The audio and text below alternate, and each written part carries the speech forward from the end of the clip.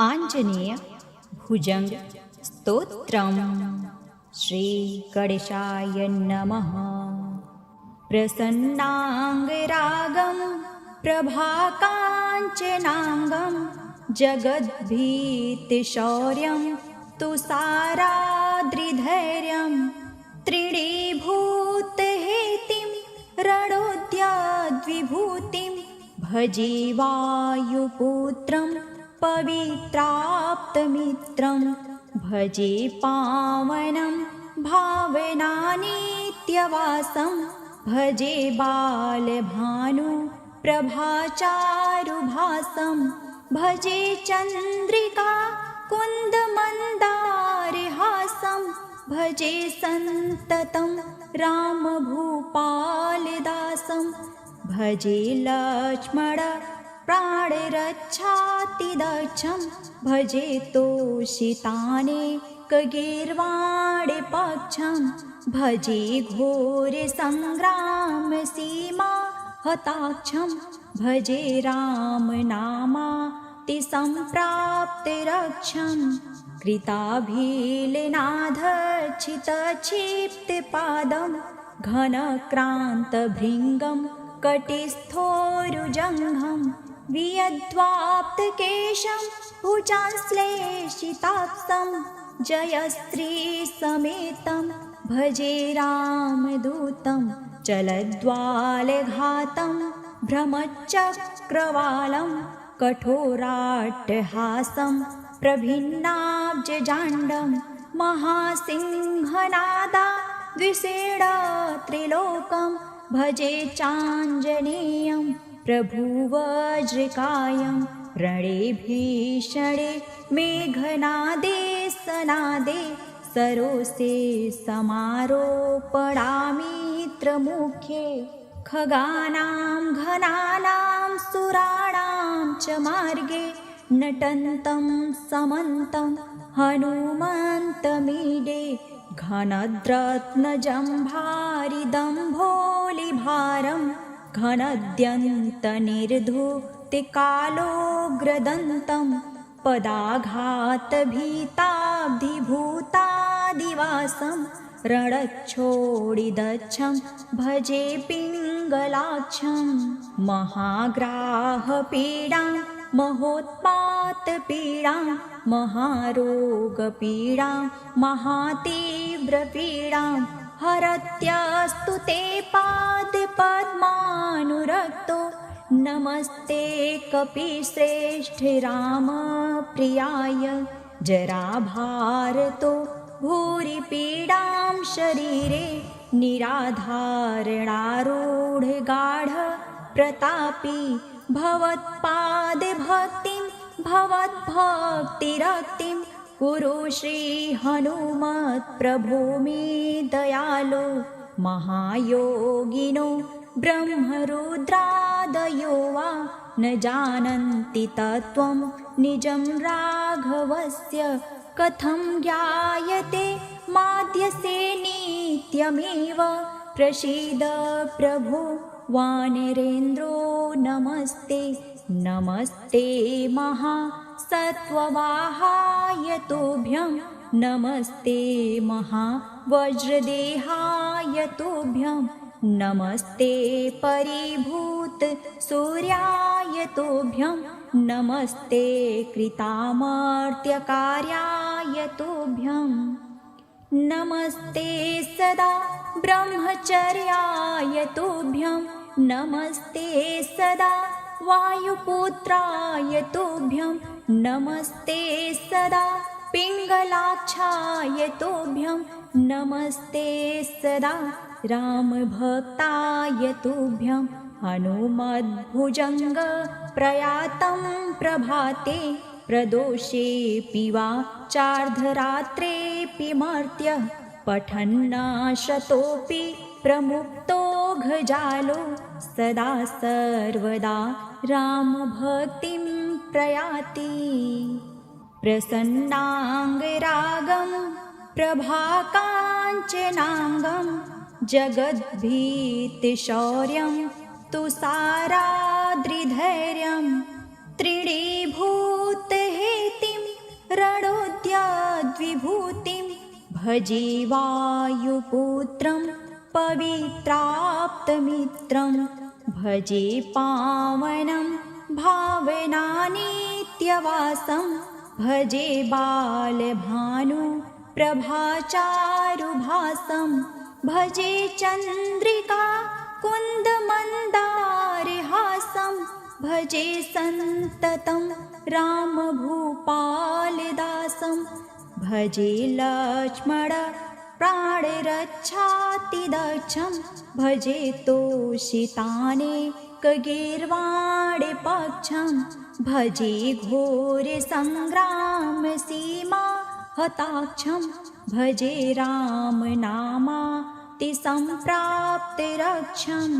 कृताभिलनाधक्षितक्षिप्तपादं घनक्रान्तभृङ्गं कटिस्थोरुजङ्घं वियद्वाप्तकेशं भुजाश्लेषिताक्षं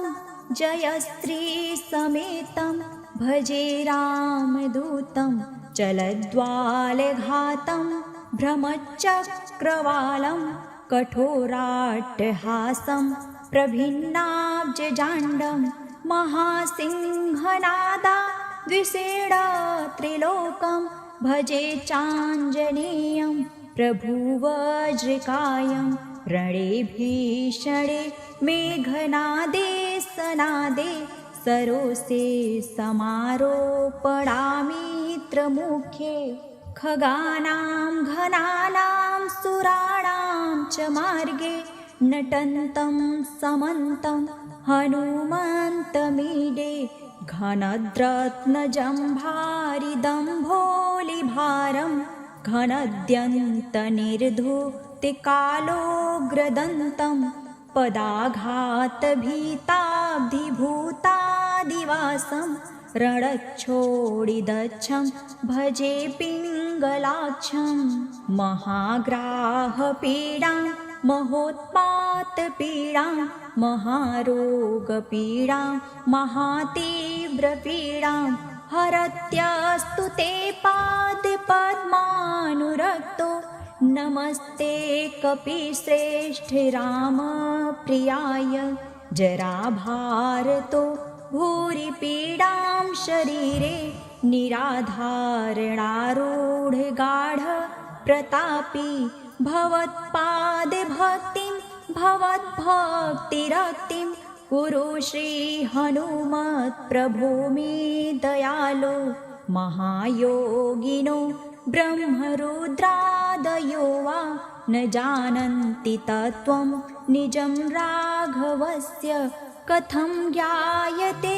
माद्यसे नित्यमेव प्रसीद प्रभो वानरेन्द्रो नमस्ते नमस्ते महासत्त्ववाहाय तुभ्यं नमस्ते महावज्रदेहाय तुभ्यं नमस्ते परिभूत सूर्याय तुभ्यं नमस्ते कृतामर्त्यकार्याय तुभ्यं नमस्ते सदा ब्रह्मचर्याय तुभ्यं नमस्ते सदा वायुपुत्राय तुभ्यं नमस्ते सदा पिङ्गलाक्षाय तुभ्यं नमस्ते सदा रामभक्ताय तुभ्यं हनुमद्भुजङ्ग प्रयातं प्रभाते प्रदोषेऽपि वा चार्धरात्रेऽपि मर्त्य पठन्नाशतोऽपि प्रमुक्तो घजालो सदा सर्वदा रामभक्तिं प्रयाति प्रसन्नाङ्गरागं प्रभाकाञ्चनाङ्गं जगद्भीतिशौर्यं तुषाराद्रिधैर्यं त्रिणीभूतहेतिं रणोद्यद्विभूतिं भजे वायुपुत्रं पवित्राप्तमित्रं भजे पावनं भावनानित्यवासं भजे बालभानु प्रभाचारुभासं भजे चन्द्रिका कुन्द भजे सन्ततं रामभूपालदासं भजे लक्ष्मण प्राणरक्षातिदक्षं भजे तोषितानेकगीर्वाणे पक्षं भजे घोरसङ्ग्रामसीमा हताक्षं भजे रामनामातिसम्प्राप्तिरक्षं कृताभिलनाधक्षितक्षिप्तपादं घनक्रान्तभृङ्गं कटिस्थोरुजङ्घं वियद्वाप्तकेशं भुजाश्लेषिताक्षं जयश्रीसमेतं भजे रामदूतं चलद्वालघातं भ्रमचक्रवालं कठोराट्टहासं प्रभिन्नाब्जजाण्डं महासिंहनादा द्विषेणत्रिलोकं भजे चाञ्जनेयं प्रभुवज्रकायं रणे भीषणे मेघनादे सनादे सरोषे समारोपणामित्रमुखे खगानां घनानां सुराणां च मार्गे नटन्तं समन्तं हनुमन्तमीडे घनद्रत्नजम्भारिदम्भोलिभारं घनद्यन्तनिर्धूतिकालोग्रदन्तं पदाघातभीताब्धिभूतादिवासं रणच्छोडिदच्छं भजे पिङ्गलाक्षं महाग्राहपीडां महोत्पातपीडां महारोगपीडां महातीव्रपीडां हरत्यस्तु ते पादपद्मानुरक्तो नमस्ते कपिश्रेष्ठे रामप्रियाय जराभारतो भूरि पीडां शरीरे निराधारणारूढगाढ प्रतापी भवत्पादभक्तिं भवद्भक्तिरक्तिं कुरु श्रीहनुमत्प्रभो मे दयालो महायोगिनो ब्रह्मरुद्रादयो वा न जानन्ति तत्त्वं निजं राघवस्य कथं ज्ञायते माद्यसे नित्यमेव प्रसीद प्रभो वानरेन्द्रो नमस्ते नमस्ते महासत्त्ववाहाय तुभ्यं नमस्ते महावज्रदेहाय तुभ्यं नमस्ते परिभूतसूर्याय तुभ्यं नमस्ते कृतामर्त्यकार्याय तुभ्यं नमस्ते सदा ब्रह्मचर्याय तुभ्यं नमस्ते सदा वायुपुत्राय तुभ्यं नमस्ते सदा पिङ्गलाक्षाय तुभ्यं नमस्ते सदा रामभक्ताय तुभ्यं हनुमद्भुजङ्ग प्रयातं प्रभाते प्रदोषेऽपि वा चार्धरात्रेऽपि मर्त्यः पठन्नाशतोऽपि प्रमुक्तो घजालो सदा सर्वदा रामभक्तिं प्रयाति प्रसन्नाङ्गरागं प्रभाकाञ्चनाङ्गं जगद्भीतिशौर्यं तुषाराद्रिधैर्यं त्रिणीभूतहेतिं रणोद्यद्विभूतिं भजे वायुपुत्रं पवित्राप्तमित्रं भजे पावनं भावनानित्यवासं भजे बालभानुप्रभाचारुभासं भजे चन्द्रिका कुन्दमन्दारहासं भजे सन्ततं रामभूपालदासं भजे लक्ष्मण प्राणरक्षातिदक्षं भजे तोषितानेकगीर्वाणे पक्षं भजे घोरसङ्ग्रामसीमा हताक्षं भजे रामनामातिसम्प्राप्तिरक्षं कृताभिलेनाधर्चितक्षिप्तपादं घनक्रान्तभृङ्गं कटिस्थोरुजङ्घं वियद्वाप्तकेशं भुजाश्लेषिताक्षं जयस्त्रीसमेतं भजे रामदूतं चलद्वालघातं भ्रमचक्रवालं कठोराट्टहासं प्रभिन्नाब्जजाण्डं महासिंहनादा द्विषेणत्रिलोकं भजे चाञ्जनेयं प्रभुवज्रकायं रणे भीषणे मेघनादे सनादे सरोसे समारोपणामित्रमुखे खगानां घनानां सुराणां च मार्गे नटन्तं समन्तं हनुमन्तमीडे घनद्रत्नजम्भारिदम्भोलिभारं घनद्यन्तनिर्धूतिकालोग्रदन्तं पदाघातभीताब्धिभूतादिवासं रणच्छोडिदच्छं भजे पिङ्गलाक्षं महाग्राहपीडां महोत्पातपीडां महारोगपीडां महातीव्रपीडां हरत्यस्तु ते पादपद्मानुरक्तो नमस्ते कपिश्रेष्ठ रामप्रियाय जराभारतो भूरिपीडां शरीरे निराधारणारूढगाढ प्रतापी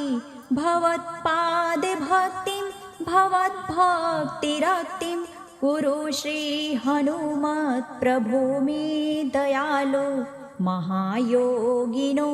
ब्रह्मरुद्रादयो वा न जानन्ति तत्त्वं निजं राघवस्य कथं ज्ञायते माद्यसे नित्यमेव प्रसीद प्रभो वानरेन्द्रो नमस्ते नमस्ते महासत्त्ववाहाय तुभ्यं नमस्ते महावज्रदेहाय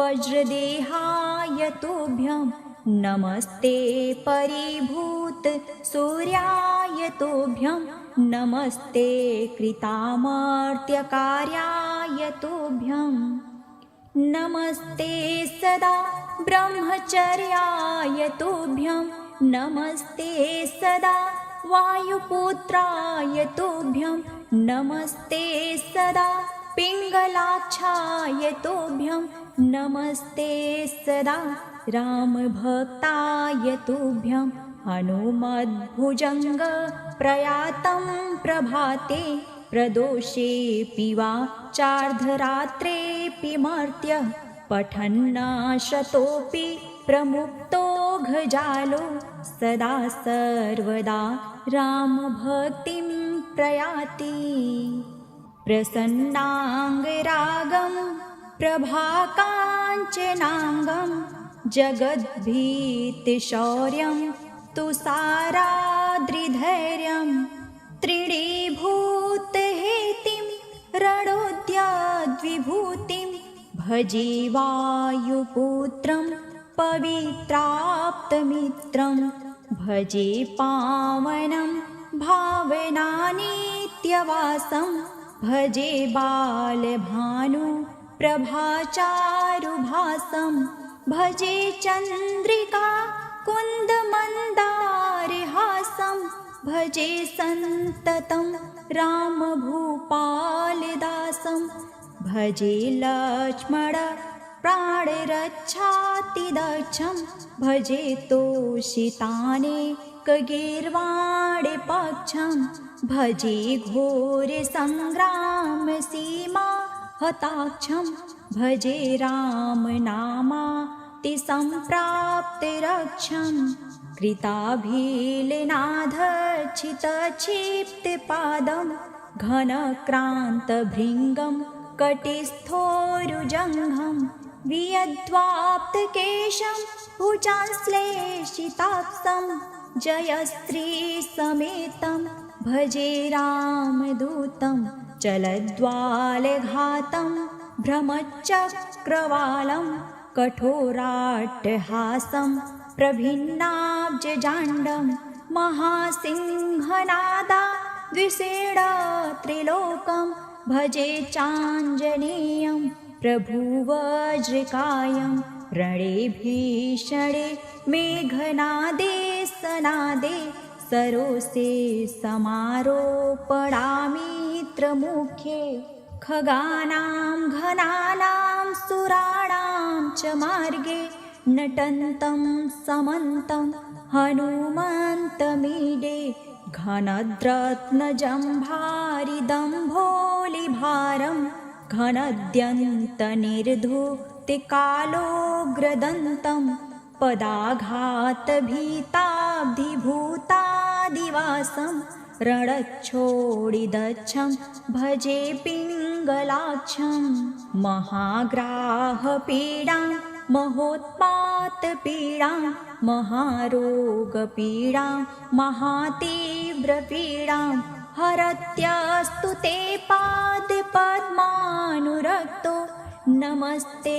कपिश्रेष्ठ रामप्रियाय जराभारतो भूरि पीडां शरीरे निराधारणारूढगाढ प्रतापी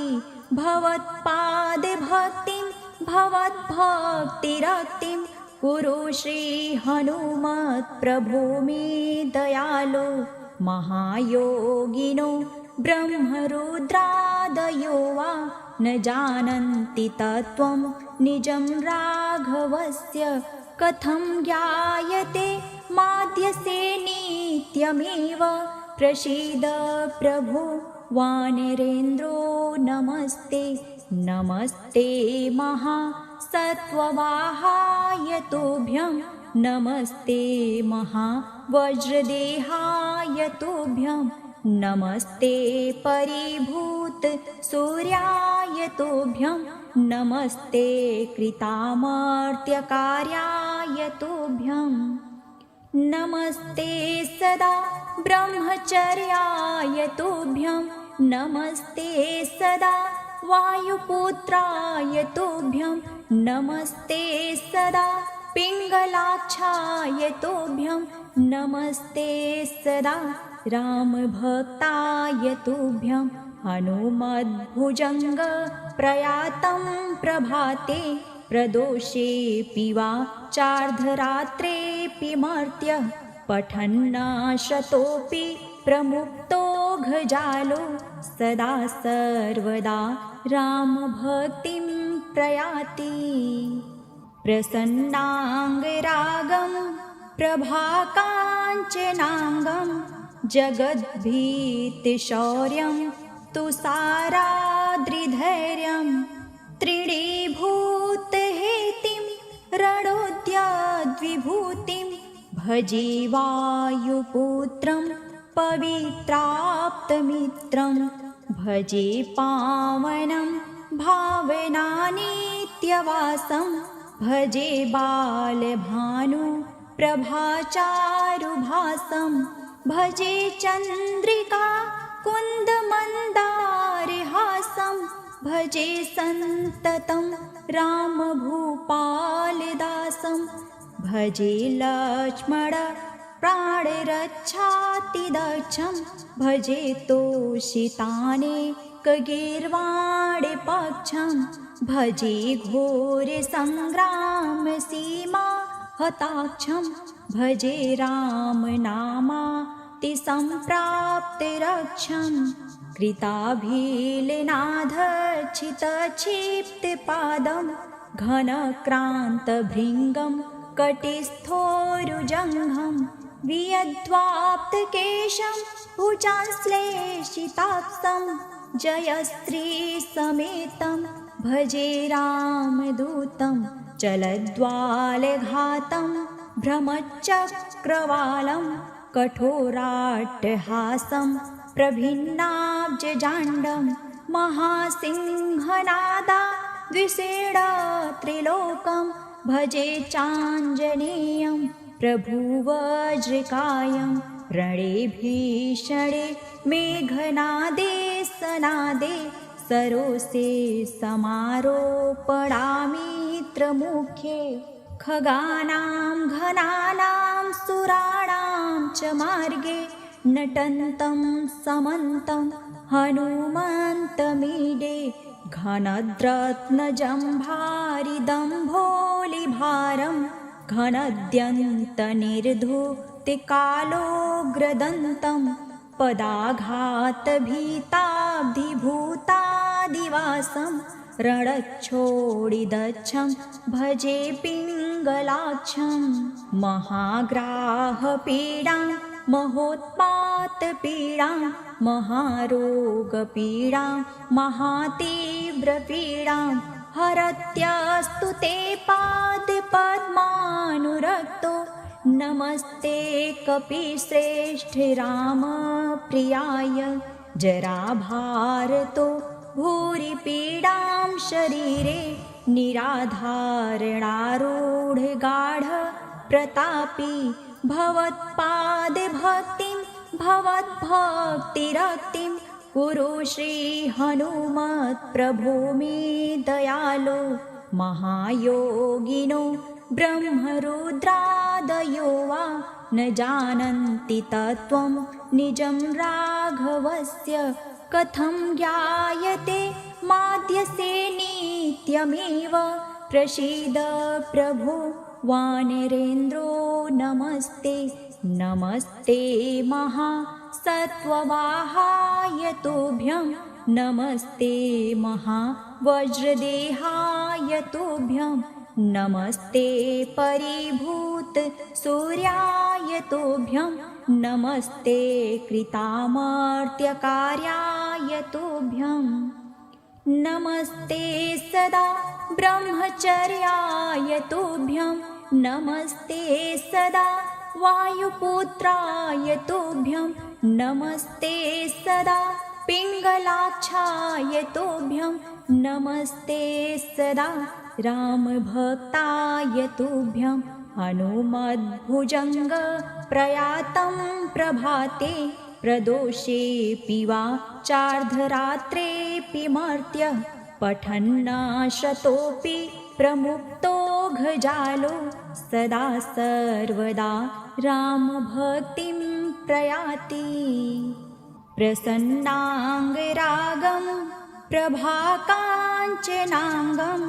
जगद्भीतिशौर्यं तुषाराद्रिधैर्यं त्रिणीभूतहेतिं रणोद्यद्विभूतिं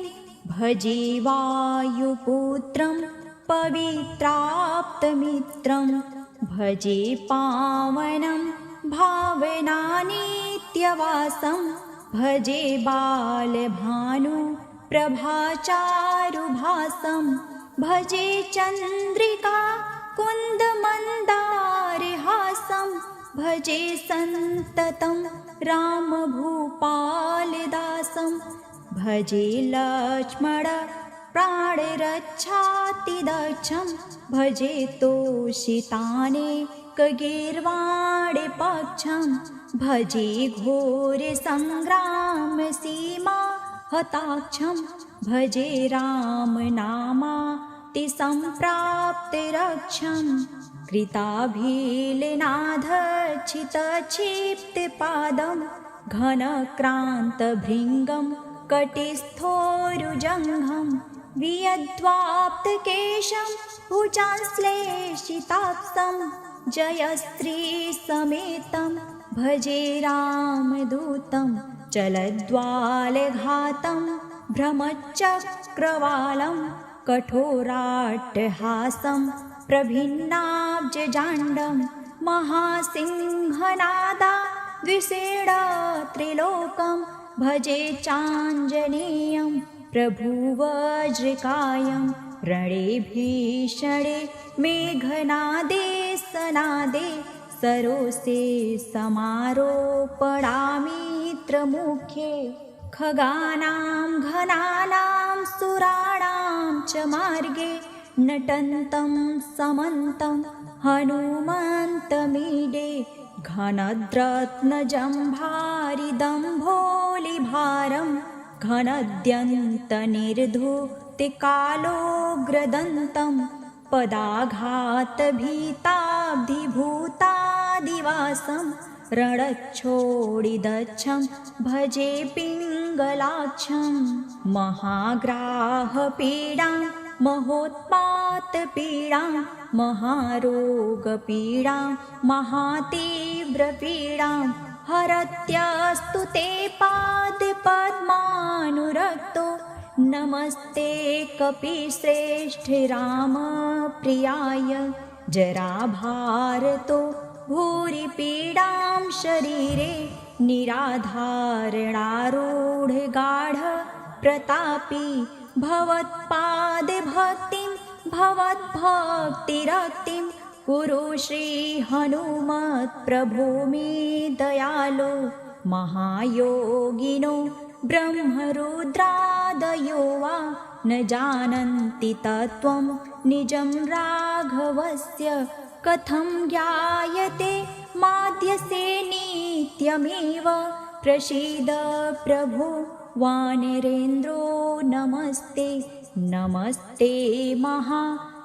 महासत्त्ववाहाय तुभ्यं नमस्ते महावज्रदेहाय तुभ्यं नमस्ते परिभूत सूर्याय तुभ्यं नमस्ते कृतामर्त्यकार्याय तुभ्यं नमस्ते सदा ब्रह्मचर्याय तुभ्यं नमस्ते सदा वायुपुत्राय तुभ्यं नमस्ते सदा पिङ्गलाक्षाय तुभ्यं नमस्ते सदा रामभक्ताय तुभ्यं हनुमद्भुजङ्ग प्रयातं प्रभाते प्रदोषेऽपि वा चार्धरात्रेऽपि मर्त्यः पठन्नाशतोऽपि प्रमुक्तो घजालो सदा सर्वदा रामभक्तिं प्रयाति प्रसन्नाङ्गरागं प्रभाकाञ्चनाङ्गं जगद्भीतिशौर्यं तुषाराद्रिधैर्यं त्रिणीभूतहेतिं रणोद्यद्विभूतिं भजे वायुपुत्रं पवित्राप्तमित्रं भजे पावनं भावनानित्यवासं भजे बालभानु प्रभाचारुभासं भजे चन्द्रिका कुन्दमन्दारहासं भजे सन्ततं रामभूपालदासं भजे लक्ष्मण प्राणरक्षातिदक्षं भजे तोषितानेकगीर्वाणपक्षं भजे घोरसङ्ग्रामसीमा हताक्षं भजे रामनामातिसम्प्राप्तिरक्षं कृताभिलनाधक्षितक्षिप्तपादं घनक्रान्तभृङ्गं कटिस्थोरुजङ्घं वियद्वाप्तकेशं भुजाश्लेषिताक्षं जयस्त्रीसमेतं भजे रामदूतं चलद्वालघातं भ्रमचक्रवालं कठोराट्टहासं प्रभिन्नाब्जजाण्डं महासिंहनादा द्विषेणत्रिलोकं भजे चाञ्जनेयं प्रभुवज्रकायं रणे भीषणे मेघनादे सनादे सरोसे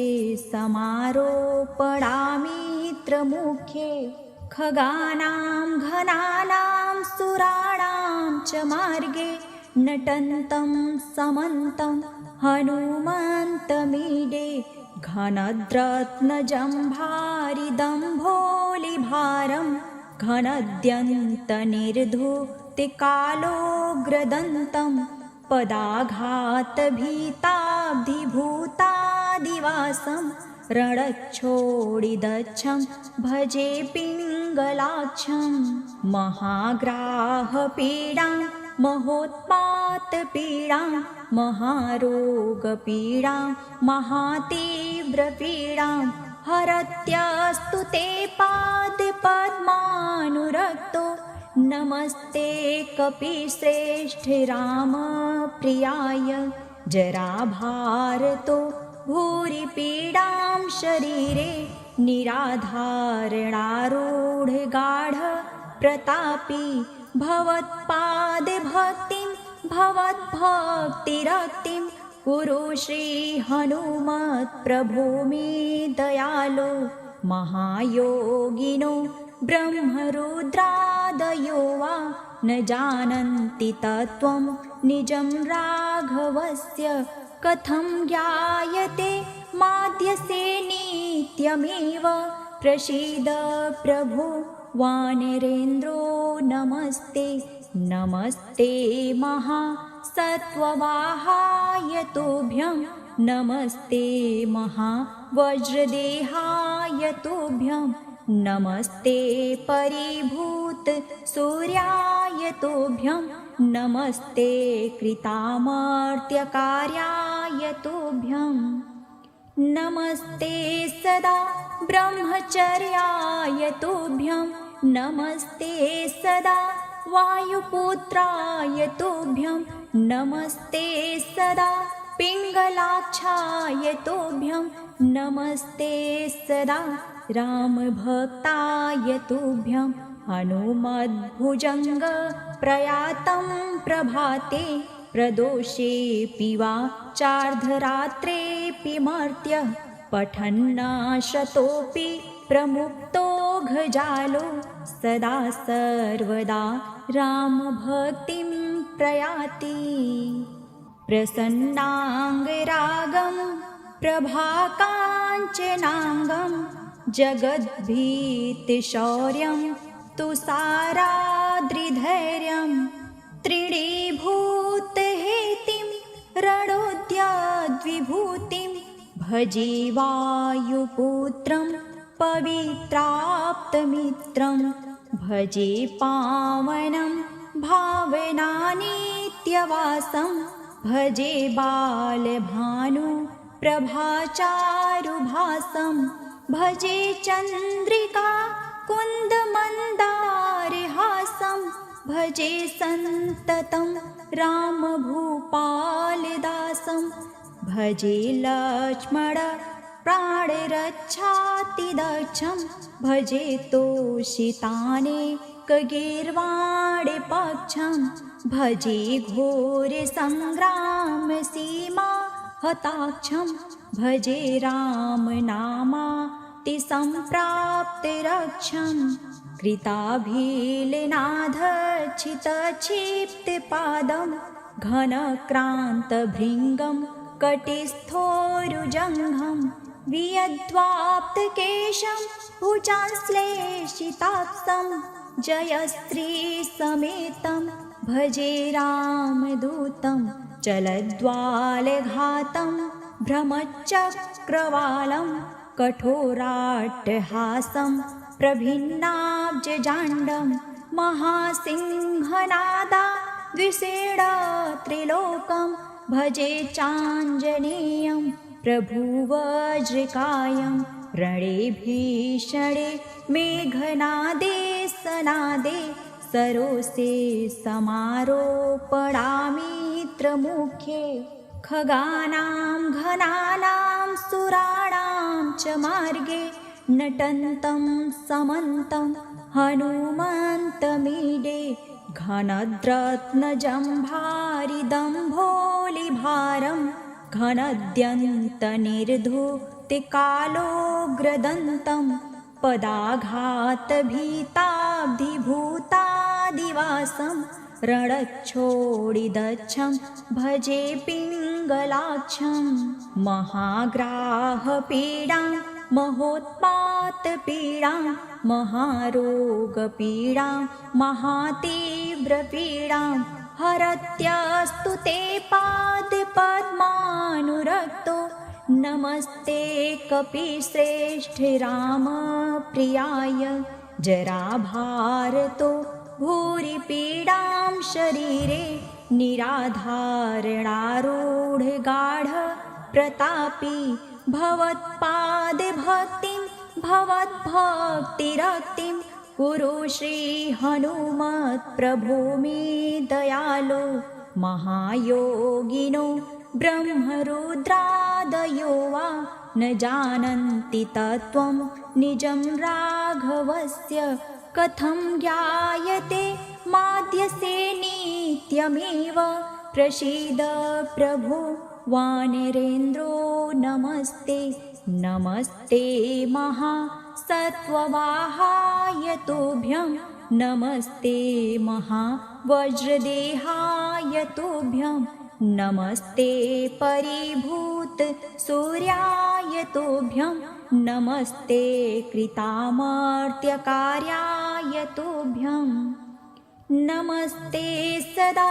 ब्रह्मचर्याय तुभ्यं नमस्ते सदा वायुपुत्राय तुभ्यं नमस्ते सदा पिङ्गलाक्षाय तुभ्यं नमस्ते सदा रामभक्ताय तुभ्यं हनुमद्भुजङ्ग प्रयातं प्रभाते प्रदोषेऽपि वा चार्धरात्रेऽपि मर्त्यः पठन्नाशतोऽपि प्रमुक्तो घजालो सदा सर्वदा रामभक्तिं प्रयाति प्रसन्नाङ्गरागं प्रभाकाञ्चनाङ्गं जगद्भीतिशौर्यं तुषाराद्रिधैर्यं त्रिणीभूतहेतिं रणोद्यद्विभूतिं भजे वायुपुत्रं पवित्राप्तमित्रं भजे पावनं भावनानित्यवासं भजे बालभानु प्रभाचारुभासं भजे चन्द्रिका कुन्दमन्दारहासं भजे सन्ततं रामभूपालदासं भजे लक्ष्मण प्राणरक्षातिदक्षं भजे तोषितानेकगीर्वाणे पक्षं भजे घोरसङ्ग्रामसीमा हताक्षं भजे रामनामातिसम्प्राप्तिरक्षं कृताभिलनाधक्षितक्षिप्तपादं घनक्रान्तभृङ्गं कटिस्थोरुजङ्घं वियद्वाप्तकेशं भुजाश्लेषिताक्षं जयश्रीसमेतं भजे रामदूतं चलद्वालघातं भ्रमचक्रवालं कठोराट्टहासं प्रभिन्नाब्जजाण्डं महासिंहनादा द्विषेणत्रिलोकं भजे चाञ्जनेयं प्रभुवज्रकायं रणे भीषणे मेघनादे सनादे सरोसे समारोपणामित्रमुखे खगानां घनानां सुराणां च मार्गे नटन्तं समन्तं हनुमन्तमीडे घनद्रत्नजम्भारिदम्भोलिभारं घनद्यन्तनिर्धूतिकालोग्रदन्तं पदाघातभीताब्धिभूतादिवासं रणच्छोडिदच्छं भजे पिङ्गलाक्षं महाग्राहपीडां महोत्पातपीडां महारोगपीडां महातीव्रपीडां हरत्यस्तु ते पादपद्मानुरक्तो नमस्ते कपिश्रेष्ठे रामप्रियाय जराभारतो भूरि पीडां शरीरे निराधारणारूढगाढ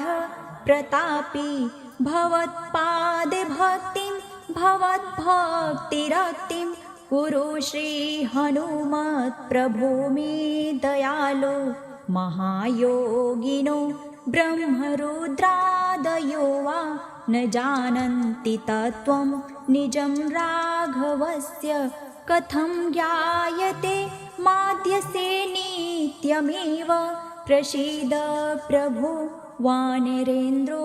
नमस्ते नमस्ते महासत्त्ववाहाय तुभ्यं नमस्ते महावज्रदेहाय तुभ्यं नमस्ते परिभूत सूर्याय तुभ्यं नमस्ते कृतामर्त्यकार्याय तुभ्यं नमस्ते सदा ब्रह्मचर्याय तुभ्यं नमस्ते सदा वायुपुत्राय तुभ्यं नमस्ते सदा पिङ्गलाक्षाय तुभ्यं नमस्ते सदा रामभक्ताय तुभ्यं हनुमद्भुजङ्ग प्रयातं प्रभाते प्रदोषेऽपि वा चार्धरात्रेऽपि मर्त्यः पठन्नाशतोऽपि प्रमुक्तो घजालो सदा सर्वदा रामभक्तिं प्रयाति प्रसन्नाङ्गरागं प्रभाकाञ्चनाङ्गं जगद्भीतिशौर्यं तुषाराद्रिधैर्यं त्रिणीभूतहेतिं रणोद्यद्विभूतिं भजे वायुपुत्रं पवित्राप्तमित्रं भजे पावनं भावनानित्यवासं भजे बालभानु प्रभाचारुभासं भजे चन्द्रिका कुन्दमन्दारहासं भजे सन्ततं रामभूपालदासं भजे लक्ष्मण प्राणरक्षातिदक्षं भजे तोषितानेकगीर्वाणे पक्षं भजे घोरसङ्ग्रामसीमा हताक्षं भजे रामनामातिसम्प्राप्तिरक्षं कृताभिलनाधक्षितक्षिप्तपादं घनक्रान्तभृङ्गं कटिस्थोरुजङ्घं वियद्वाप्तकेशं भुजाश्लेषिताक्षं जयश्रीसमेतं भजे रामदूतं चलद्वालघातं भ्रमचक्रवालं कठोराट्टहासं प्रभिन्नाब्जजाण्डं महासिंहनादा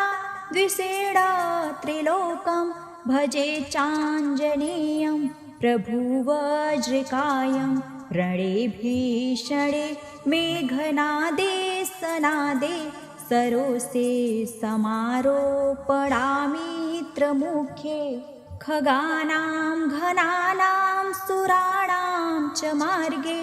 नटन्तं समन्तं हनुमन्तमीडे घनद्रत्नजम्भारिदम्भोलिभारं घनद्यन्तनिर्धूतिकालोग्रदन्तं पदाघातभीताब्धिभूतादिवासं रणच्छोडिदच्छं भजे पिङ्गलाक्षं महाग्राहपीडां महोत्पातपीडां महारोगपीडां महातीव्रपीडां हरत्यस्तु ते पादपद्मानुरक्तो नमस्ते कपिश्रेष्ठ रामप्रियाय जराभारतो भूरिपीडां शरीरे निराधारणारूढगाढ प्रतापी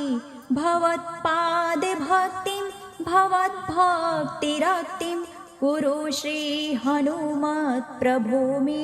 दयालो महायोगिनो ब्रह्मरुद्रादयो वा न जानन्ति तत्त्वं निजं राघवस्य कथं ज्ञायते माद्यसे नित्यमेव प्रसीद प्रभो वानरेन्द्रो नमस्ते नमस्ते महासत्त्ववाहाय तुभ्यं नमस्ते महावज्रदेहाय तुभ्यं नमस्ते परिभूत सूर्याय तुभ्यं नमस्ते कृतामर्त्यकार्याय तुभ्यं नमस्ते सदा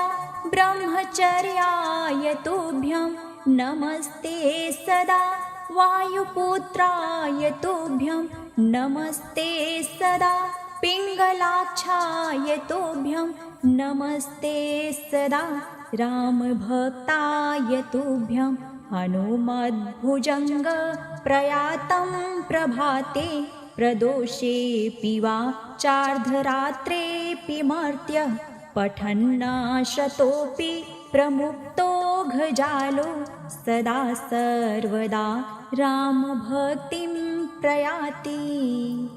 इति श्रीमद् आञ्जनेय भुजङ्गप्रयातस्तोत्रं सम्पूर्णम्।